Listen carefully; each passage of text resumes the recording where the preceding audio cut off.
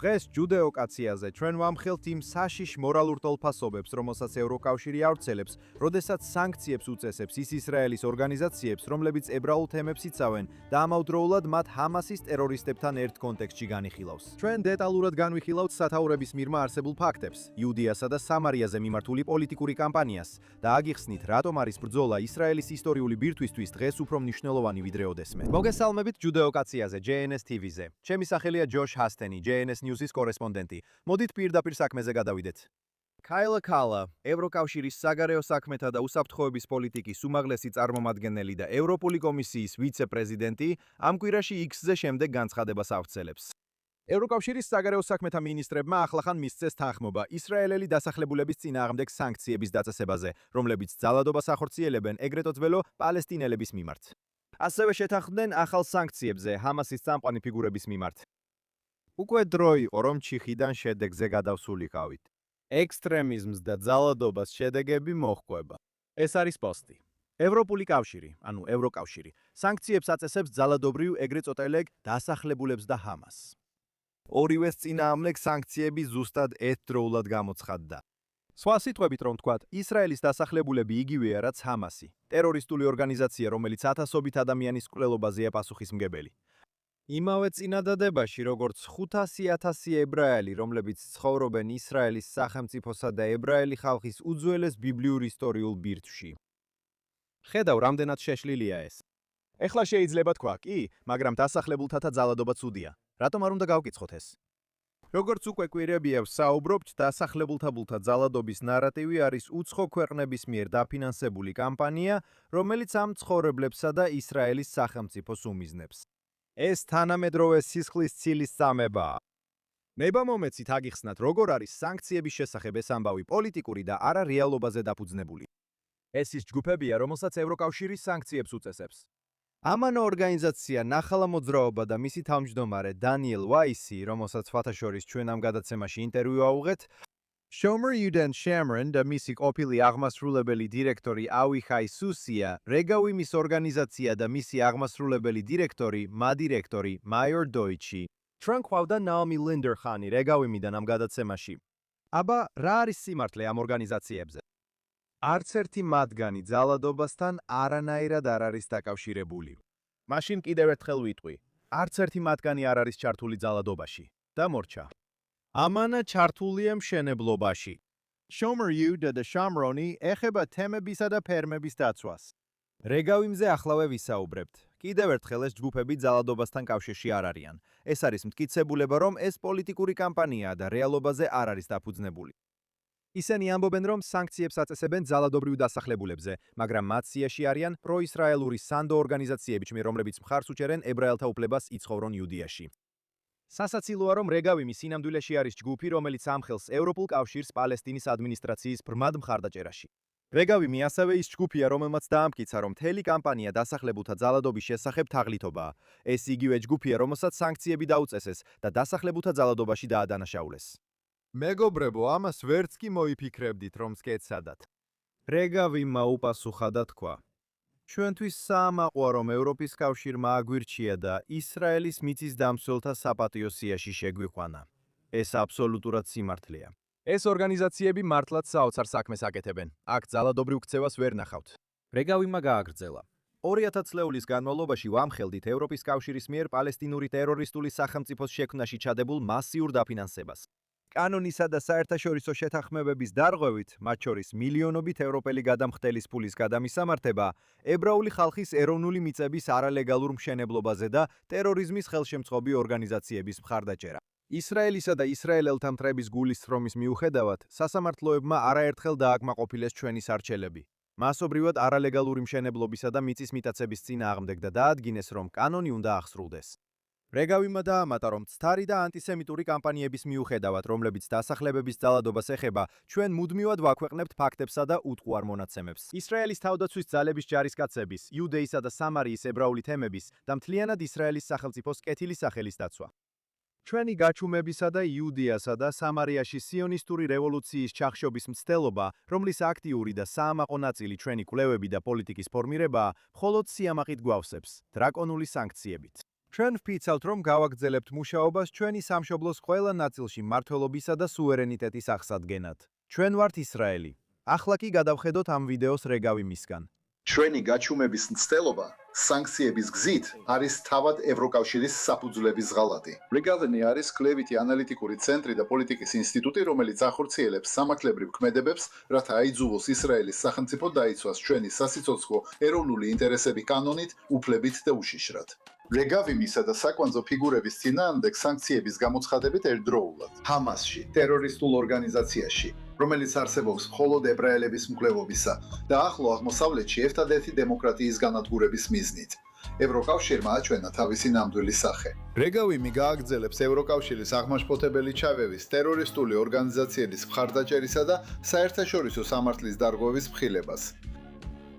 ჩვენ არ დავდუმდებით. შესანიშნავი სამუშაოა რეგავიმ, რომ ამ საკითხზე სიმართლეს ავრცელებ. ისრაელის საგარეო საქმეთა მინისტრმა გიდონ საარმა დაამატა, რომ ისრაელი მტკიცედ უარყოფს გადაწყვეტილებას და აწესოს სანქციები ისრაელის მოქალაქეებსა და ორგანიზაციებზე. ევროკავშირმა თვითნებურად და პოლიტიკურად აირჩია ისრაელის მოქალაქეებსა და სუბიექტებზე სანქციების დაწესება მათი პოლიტიკური შეხედულებების გამო და ყოველგვარი საფუძვლის გარეშე. არანაკლებ აღმაშფოთებელია ის მიუღებელი შედარება, რომელიც ევროკავშირმა გაავლო ისრაელის მოქალაქეებსა და ჰამასის ტერორისტებს შორის. და ახლა ზუსტად ამას ვამბობდი მანამდე. საგარეო საქმეთა მინისტრმა განაგრძო, ეს არის სრულად დამახინჯებული მორალური გათანაბრება. ისრაელი იცავდა, იცავს და მომავალშიც დაიცავს ებრაელების უფლებას, დასახდნენ ჩვენი სამშობლოს გულში. მსოფლიოში არც ერთ სხვა ხალხს არ აქვს ასეთი დოკუმენტირებული და ხანგრძლივი უფლება თავის მიწაზე, როგორც ებრაელ ხალხს აქვს ისრაელის მიწაზე. ეს არის მორალური და ისტორიული უფლება, რომელიც ასევე აღიარებულია ერების კანონებით და არც ერთ მოქმედ პირს არ შეუძლია ეს უფლება წაართვას ებრაელ ხალხს. პოლიტიკური შეხედულებების სანქციებით თავსმოხვევის მცდელობა მიუღებელია და წარმატებას ვერ მიაღწევს. არსებობს კიდევ ბევრი სხვა პასუხი ევროკავშირის გადაწყვეტილებაზე, მაგრამ მე მხოლოდ ერთს კიდევ წავიკითხავ. პრემიერ-მინისტრმა ბენიამინ ნეთანიაჰუმ დააგმო ევროკავშირი მას შემდეგ, რაც ბლოკმა გადადაწყვიტა სანქციების დაწესება ისრაელელებზე იუდიასა და სამარიაში. ნეთანიაჰუმ განაცხადა, რომ როცა ისრაელი დააშენს ეშო, ევროპის ბინძურ საქმეს აკეთებენ, ცივილიზაციისთვის იბრძვიან ჯიჰადისტი შეშლილების წინააღმდეგ ირანში და სხვაგან, ევროკავშირმა თავისი მორალური გაკოტრება გამოავლინა, როცა კალბის სიმეტრია გაავლო ისრაელის მოქალაქეებსა და ჰამასის ტერორისტებს შორის. მეგობრებო, ეს ყველაფერი რთული მოსანელებელია, მაგრამ თავარი ისაა, რომ ევროკავშირს მორალური კომპასი არ აქვს. ისინი ამტკიცებენ, რომ შვიდობისა და სამართლიანობის მხარეს დგანან, მაგრამ ისევ და ისევ ამტკიცებენ, რომ ებრაელებზე აქვთ აკუიატება, განსაკუთრებით მათზე, ვინც ჩვენი სამშობლოს გულში ცხოვრობს. ეხლა როგორ უნდა უპასუხოს ისრაელმა ამას? ფინანსთა მინისტრმა ბეცალ სმოტრიჩმა განაცხადა, რომ ევროპული ფარისეულობა ახალ სიმაღლეებს აღწევს. მისი თქმით, არავინ აიძულებს ისრაელის სახელმწიფოს ეროვნული თვითმკვლელობის პოლიტიკას. ცდა, რომ ეროვნული კონფლიქტი პალესტინურ ტერორიზმთან გადაიქცეს კრიმინალურ საკითხად, წარუმატებელი იქნება. სმოტრიჩმა განაცხადა, რომ მან პრემიერ-მინისტრის მაგიდაზე დადო გეგმა, რომლის მიხედვითაც იუდიასა და სამარიაში სტრატეგიული ტერიტორიები A და B ზონებიდან გადავა C ზონაში. E და B ზონები, რა თქმა უნდა, პალესტინის ავტონომიის კონტროლის ქვეშაა. ამ ინიციატივის პასუხად მე მოუწოდებ პრემიერ-მინისტრს, რომ დღესვე შეკრიბოს კაბინეტი, ეს რამდენიმე დღის წინ იყო და დაამტკიცოს ეს გეგმა. იუდია და სამარია ისრაელის უსაფრთხოების სარტყელია და დროა მსოფლიოს დავანახოთ, რომ ვინც ჩვენს კონტროლს ამ ტერიტორიებზე შესუსტებას შეეცდება, საპირისპირო შედეგს მიიღებს. ჩვენ გავაგრძელებთ დასახლებების გაძლიერებას, გავამყარებთ ჩვენს პოზიციებს ისრაელის მიწაზე და უშიშრად ვიბრძოლებთ ტერორიზმის წინააღმდეგ. ასე რომ სმოტრიჩი ამბობს, პირდაპირ სახეში უთხარით ევროკავშირს, რომელიც ტერორისტული სახელმწიფოს შექმნას უჭერს მხარს და თითქმის 20 წელია არალეგალურ მშენებლობებს აფინანსებს C ზონაში, რომელიც სრულად ისრაელის კონტროლის ქვეშაა. სმოტრიჩი ამბობს, აიღეთ მეტი მიწა და დააყენეთ ის ისრაელის კონტროლის ქვეშ. არ ვიცი მოხდება თუ არა ეს.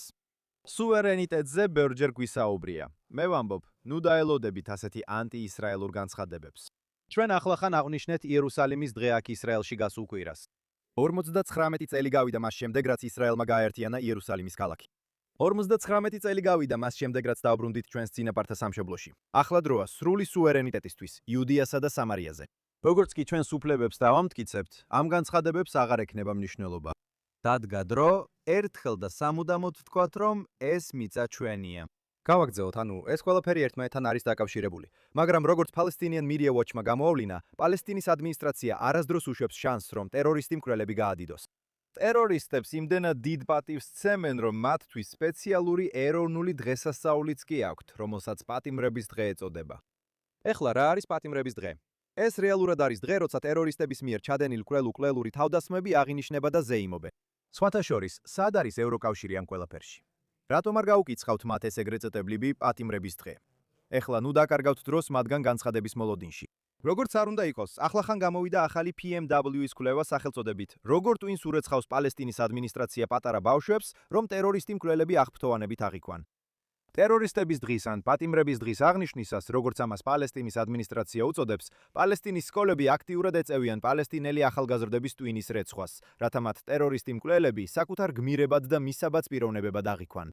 Bears-8-ის პალესტინის ადმინისტრაციის სკოლაში ახალგაზრდა პალესტინელ გოგონებს ასწავლიდნენ, რომ პატივი ეცათ და აღფრთოვანებულიყვნენ ტერორისტი პატიმარი და ბომბების დამამზადებელი აბდულა ბარღუდით, რომელიც 67 სამუდამო სასჯელს იხდიდა 68 ადამიანის მკვლელობაში მონაწილეობის გამო. სხვა ეგრეთ წოდლიბ გმირებად გოგონებს წარუდგინეს ტერორისტი პატიმარი მარვან ბარღუდი, რომელმაც 3 თავდასხმა დაგეგმა, რის შედეგადაც 5 ადამიანი მოკლეს, და ეგრეთ წოდლიბ მოწამე ვალიდ დაკა, რომელმაც თანამზრახველებთან ერთად 1 ადამიანი მოკლა. დაპატიმრებული ბომბების დამამზადებელი აბდულა ბარღუდი ასევე განადიდეს სკოლებში შრემში, ანუ როგორც ისინი უწოდებენ, ნაბლუსში. გამოფენა სახელწოდებით ჩვენი პატიმრები, ანუ ტერორისტები ჩვენი მოსწავლეების თვალით, გახსნა ნაბლუსის ოლქის გუბერნატორმა გასანმა. დაგლასისა და ნაბლუსის განათლების სამმართველოს გენერალური დირექტორი სამირ ალ-ჯამალი ხავარას ბიჭების საშუალო სკოლაში. ღონისძიებაზე მოსწავლეები ატარებდნენ მაისურებს წარწერით თავისუფლება პატიმრებს, ხოლო ერთმა ახალგაზრდამ ხელში დაიჭირა ტერორისტი პატიმრის მოჰამედ ალტუსის ფოტო, რომელიც 5 ადამიანის მკვლელობაში მონაწილეობდა. სხვა პალესტინის ავტონომიის სკოლაში პატარა ბიჭებს გადასცეს არქი-ტერორისტ აბუ ჯიჰადის პოსტერები, რომელსაც თავად პალესტინის ავტონომია მიაწერს თავდასხმების დაგეგმვას, რომლებშიც სუნცირე 125 ადამიანი იქნა მოკლული. აბუ ჯიჰადის ისრაელის მიერ ლიკვიდაცია ემთხვევა პატიმართა დღეს და პალესტინის ავტონომია მას ყოველწლიურად აღნიშნავს. მეგობრებო, პალესტინის ავტონომია ადიდებს ტერორიზმს. პალესტინის ავტონომია ტერორისტებსა და მათ ოჯახებს უხდის ანაზღაურებას მათი ეგრეთ წოდებული მკვლელობისთვის გადახდის პროგრამის ფარგლებში. რაც მეტი სისხლისღვრა, რაც მეტ ებრაელს მოკლავენ, მით მეტ ფულს იღებენ ისინი პალესტინის ავტონომიიდან პირდაპირი ხელფასის სახით. სად ხართ ევროპაო? სად არის დანარჩენი მსოფლიო? და გულწრფელად რომ თქვათ, სად არის ჩვენი საკუთარი მთავრობა? როდის იტყვის ჩვენი მთავრობა ერთხელ და სამუდამოდ, რომ ოსლოს შეთანხმებები მკვდარია და პალესტინის ავტონომია მშვიდობის პარტნიორი არ არის? ამ კითხვებზე პასუხები არ მაქვს, მაგრამ იმედი მაქვს, რომ ამ კითხვებზე პასუხები და პოლიტიკის ცვლილება ძალიან მალე მოხდება. გავაგრძელოთ, ბინიამინის რეგიონული საბჭო აცხადებს, რომ არაბი თავდამსხმელები 4 შაბათ დილით შეიჭრნენ სურლევის ფერმაში და დაახლოებით 120 ცხვრის ფარა მოიპარეს. უსაფრთხოების ძალებმა სწრაფად იმოქმედეს, ნახეს ფარა და დააბრუნეს ფერმის მფლობელებს. საბჭომ განაცხადა, მნიშვნელოვანია მკაფიოდ ითქვას, ეს არ არის კრიმინალური შემთხვევა. ბინიამინის, იუდეისა და სამარიის ფერმები არაერთხელ აწყდებიან ტერორიზმს ძარცვის მცდელობებისა და შევიწროების სახით, რასაც არაბი თავდამსხმელები ახორციელებენ, რათა ისრაელები ამ ტერიტორიიდან გააძევონ. იგივე პირები შემდეგ ცდილობენ რეალობის დამახინჯებას და იუდეისა და სამარიის მცხოვრებლების წარმოჩენას, როგორც ეგრეთ წოდებული დასახლებელთა ძალადობის ჩამდენებად. აქ დავჯდები და დაველოდები, როდის დაგმობს ევროკავშირი და სხვები ამ შემთხვევას. თუმცა სინამდვილეში არ დაველოდები, რადგან ეს არასდროს მოხდება. გავაგრძელოთ, ისრაელის პოლიცია იუწყება, რომ ბოლო რამდენიმე თვის განმავლობაში სამარიის ოლქის დანაშაულთა ბრძოლის გამყოფილება იძიებს საქმეს, რომელიც ეხება პირადობის მოწმობების გაყალბებას და პალესტინის ავტონომიის არაბების სხვადასხვა კომპანიებში დასაქმებას ქვეყნის მასშტაბით. ბოლო თვეების განმავლობაში ფარულად მიმდინარეობდა გამოძიება დანაშაულებზე, მათ შორის დოკუმენტების გაყალბებაზე, ისრაელში უკანონო შეღწევასა და არალეგალურ დასაქმებაზე. ამ კვირაში სამარიის დანაშაულთა ბრძოლის გამყოფილებამ დააკავა 5 ეჭვმიტანილი, 1 ისრაელის მოქალაქე და 4 პალესტინის ავტონომიის არაბი. ისინი ეჭვმიტანილნი არიან პირადობის მოწმობების გაყალბებაში და მათ პალესტინის ავტონომიის არაბებისთვის მიწოდებაში, რომლებიც უკანონოდ შევიდნენ ისრაელში და შემდეგ დასაქმდნენ ქვეყნის მასშტაბით სხვადასხვა კომპანიებში. ეჭვმიტანილები სამარიის განყოფილებაში დაკითხვაზე გადაიყვანეს. 3 ეჭვმიტანილი სასამართლოში წარადგინეს, სადაც პოლიცია მათი დაკავების ვადის გაგრძელებას მოითხოვს გამოძიების გაგრძელების მიზნით. გარდა ამისა, ამ საქმის ფარგლებში გამოძიება დაიწყო იმ კომპანიების წინააღმდეგაც, რომლებიც ეჭვმიტანილნი არიან ამ უკანონო მაცხოვრებლების დასაქმებასა და კანონის დარღვევაში. ეხლა მეგობრებო, ჩვენ ამ საკითხზე წარსულშიც ვისაუბრეთ. პალესტინის ავტონომიიდან არალეგალი მუშები აღწევენ 1967 წლამდე არსებული ისრაელის ტერიტორიაზე. ბევრ შემთხვევაში ეს სამუშაოს გამოხდება, მაგრამ რამდენად საშიშია თუ ეს არალეგალი მუშები ისრაელის პირადობის მოწმობებით გადაადგილდებიან. შეგიძლიათ დამიძახოთ პანიკი 2, მაგრამ ჯერ იწყება არალეგალი მუშებით და დანაშაულით და მხოლოდ დროის საკითხია, როდის გადაიზრდება ეს ტერორიზმში. ეს თეორია კი არ არის, ჰიპოთეტური არ არის. ეს არაერთხელ მომხდარა. არ ვიცი, ისრაელები, რომლებიც ამ დანაშაულებრივ ქცევაში არიან ჩართული, ებრაელები არიან თუ არაბები, მაგრამ ამას მნიშვნელობა არ აქვს. თუ ამ ადამიანებიდან რომელიმე, რომელიც ისრაელის პირადობის მოწმობით დადის, ამ მოწმობას გამოიყენებს ცდომისთვის და შემდეგ თავდასხმას განახორციელებს, ისინი ვიც მას დაეხმარა ან ხელი შეუწყო, პასუხს აგებენ. კარგია, რომ პოლიცია ჩაერია და ეს დანაშაულებრივი ჯგუფი გაანადგურა. მხოლოდ ერთი კითხვა რჩება. კიდევ რამდენი ასეთია გარეთ? და ეს შემაშფოთებელი აზრია. სხვა სიახლეებიდან ისრაელის სასაზღვრო პოლიციის ოფიცრებმა გაანეიტრალეს პალესტინის ავტონომიის შეიარაღებული პირი, რომელმაც ცეცხლი გახსნა ძალებზე ანტიტერორისტული ოპერაციის დროს სამარიაში გასული ორშაბათის დილით. ისრაელის პოლიციის განცხადებით, ეჭვმიტანილმა ისრაელის ძალებზე შაშხანიდან გაისროლა, მას შემდეგ რაც სასაზღვრო პოლიციის სამოქალაქო ფორმაში მყოფი ოფიცრები კალანდიის სოფელში შევიდნენ. ოფიცრებმა sapasukho ცეცხლი გახსნეს და თავდამსხმელი გაანეიტრალეს. მისი მდგომარეობა დაუყოვნებლივ ცნობილი არ იყო. პოლიციის ინფორმაციით, სროლის შედეგად ისრაელის ძალებს დაზიანებები არ მიუღიათ. პალესტინელი ავტონომიის ტერორისტებმა იუდეასა და სამარიაში ისრაელელ ებრაელებს 2025 წელს მინიმუმ 5051 ჯერ შეუტიეს, როგორც ამას ორგანიზაცია მაშველების საზღვრების გარეშე, იუდეა და სამარია ისრაელის არასამთავრობო ორგანიზაცია ავრცელებს. 2025 წელს იუდეასა და სამარიაში 24 ისრაელი მოკლეს, ხოლო 400-ზე მეტი დაიჭრა, ნათქვამია არასამთავრობო ორგანიზაციის წლიურ ანგარიშში. მიღებული მონაცემები, რომლებიც გადამოცემდა ებრაული სახელმწიფოს უსაფრთხოების ოფიციალურ მონაცემებთან, მოიცავდა 3299 ქვის სროლის შემთხვევას, 4458 მოლოტოვის კოქტეილის შეტევას, 655 მცდელობას მძღოლებისთვის, ლაზერის სხივით თვალის დაბრმავების 286, ასაფეთქებელ მოწყობილობას და 19 ტერორისტულ სროლის თავდასხმას. სხვათა შორის ეს მხოლოდ ის შემთხვევებია, რომლებიც დაფიქსირდა. შეიძლება კიდევ ბევრი სხვა ყოფილიყო, მაგრამ ეს არის ოფიციალური სტატისტიკა 2025 წლიდან. ჯერათ რომ ისრაელელებს ყოველდღიურად უწევთ ამ რეალობასთან გამკლავება. კიდევ ერთხელ გავიმეორებ. სად არის სანქციები ევროპის კავშირისგან? 2025 წელს 5000-ზე მეტი თავდასხმა და არც ერთი სანქცია. 0. უბრალოდ სიჩუმეა. ან უნდა ვთქვა, რომ სიჩუმეა ამ თავდასხმებზე, რადგან ისინი ძალიან დაკავებულები არიან სანდო ისრაელის ორგანიზაციების სანქცირებით. ამაზე ვამბობ. სირცხვილი. გავაგრძელოთ. კანონპროექტი, რომელიც ქმნის ახალ სამოქალაქო ორგანოს იუდეასა და სამარიის ოლქში სიძველეების მართვისთვის, დამტკიცდა კნესეთის პლენუმის მიერ პირველ მოსმენაზე გასულ ორშაბათს ღამით. კანონპროექტის მიზანია ისრაელის სახელმწიფოს პირდაპირი პასუხისმგებლობის დაწესება სიძველეებზე, მემკვიდრეობის ობიექტებსა და არქეოლოგიაზე მთელ ამ ტერიტორიაზე. თუ კანონი ძალაში შევა, შეიქმნება იუდეასა და სამარიის მემკვიდრეობის სააგენტო. სააგენტო გადაიბარებს იმ პასუხისმგებლობებს, რომლებიც ამჟამად თავდაცვის სამინისტროს ეკუთვნის. სამოქალაქო ადმინისტრაციის არქეოლოგიის გარხობანყოფილების ვებგვერდის მიხედვით, იუდეასა და სამარიაში 2600-ზე მეტი არქეოლოგიური ობიექტია. ეხლა გულწრფელად გეტყვით, იურიდიული ექსპერტი არ ვარ და ზუსტად არ ვიცი ამ კანონმდებლობის დადებითი და შესაძლოა უარყოფითი მხარეები, მაგრამ შემდეგს ვიტყვი. პალესტინის ადმინისტრაცია კვლავ და კვლავ აბილწებს ებრაულ წმინდა ადგილებსა და უძველეს არქეოლოგიურ ძეგლებს. თუ რაიმე შეიძლება გაკეთდეს შემდგომი წაბილტვის თავიდან ასაცილებლად, მაშინ მე ამას სრულად უჭერ მხარს. იმედი მაქვს ეს ახალი ორგანო იქნება პასუხი. დრო გვიჩვენებს, მაგრამ მთავარი ისაა, რომ წაბილწვა ერთხელ და სამუდამოდ უნდა შეწყდეს. თუ გახსოვთ, გასულ კვირას ვსაუბრობდი 3000 პალესტინურ არაბულ ხეზე, რომლის ამოძირკვაც მინისტრმა სმოტრიჩმა დაავალა, რადგან ისინი ისრაელის სახელმწიფო მიწაზე იყო დარგული. კიდევ ერთხელ, არჩევანი იყო, ან დაგვეტოვებინა ისინი და დაგვეშვა სახელმწიფო მიწაზე უკანონო ხელყოფა, ან ამოგვეძირკვა ხეები და მომზადებულიყავით ნეგატიური პიარის კამპანიისთვის. ისრაელმა მეორე გზა აერჩია.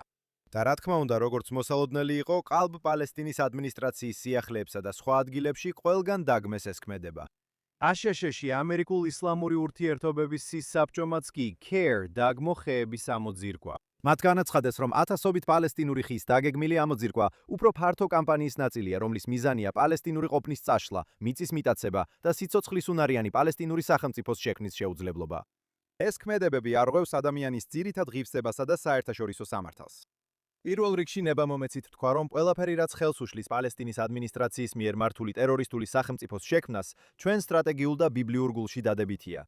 მაგრამ რა თქმა უნდა, CARE და სხვები ყველა ტყუიან, ამბობენ, რომ ეს თითქოს ეთნიკური წმენდის კამპანიაა.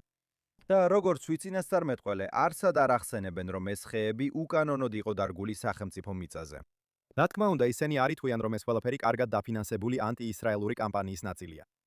ხეები, მიწა, ძალადობა, ან როგორც ისინი ამბობენ, გენოციდი, შტურმი, განდევნა, ეს ყველაფერი მათი სიტყვებია. ეს ყველაფერი მათი ლექსიკონის ნაწილია და ძალიან ბევრი ადამიანი ამას ებმება სიმართლის უწოდინდრად. ყველამ უნდა იცოდეს ფაქტები. მიიღეთ ინფორმაცია ისეთი ჯგუფებისგან, როგორიცაა რეგავიმი, როგორც ადრე ვილაპარაკეთ.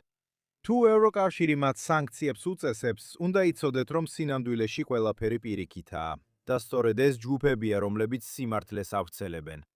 ამით დავასრულებთ დღევანდელ ჯუდეოკაციას. ჩემი სახელია ჯოშ ჰასტინი, JNS News-ის კორესპონდენტი აქ, JNS Media Hub-ში, იერუსალიმში, რომელიც არის ისრაელის სახელმწიფოსა და ებრაელი ხალხის მარადიული დედაქალაქი.